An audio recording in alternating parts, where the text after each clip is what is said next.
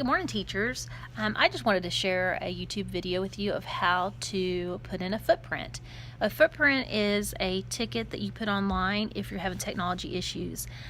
Please make sure that if you're having issues with your Prothean board, computer, Chromebooks, iPads, let me know first and I'll see what I can do.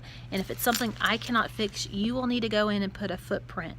They used to call them heat tickets. So I'm going to just show you step by step how to do it. I also will send you an information how to do it. It's very easy, and I always tell my teachers just to express the importance that you use the equipment daily, and it's hindering student performance. So hopefully they'll get there quicker to repair. First thing you're going to do is you're going to go to the internet and use Chrome.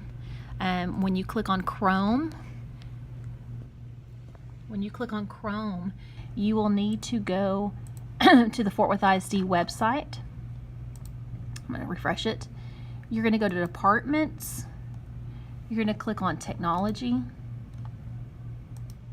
And when you click up to Technology, it gives you a lot of different information. You want to click on Customer Service. And right here where it says Service Request System, Technology Service Request, you want to click on that. Now, this is where you're going to put your Active Directory. You will need to put in your Active Directory. At this point, you want to put your Active Directory, your full Active Directory information in. Active Directory is what your email is as well. You want to put this in.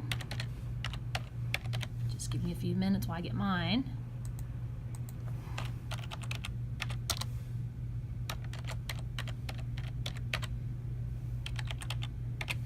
And hit go. Okay, so it now pulls up a screen that looks something like this, but since you're putting in a new request, let's say your Prothean bulb is not working and I've looked at it.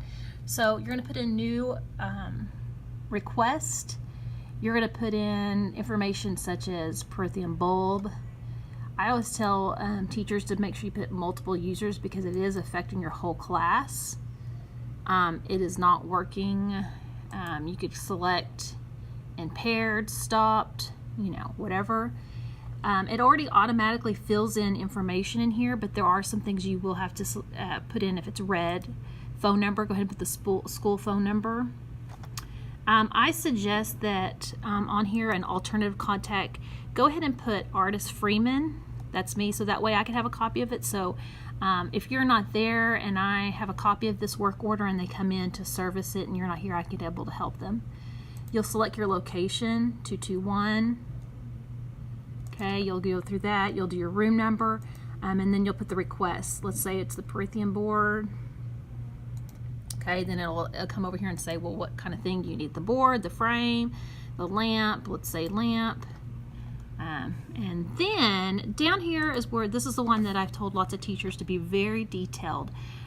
For your Prothean board, for example, you want to tell what model it is, if it's the orange arm, if it's the gray arm, if it's a touch screen, if it, be very specific. If it says box light on it, put all the information. If it has a blue tag on it or a barcode, put that information on it, because what they'll do, it just kind of holds the information.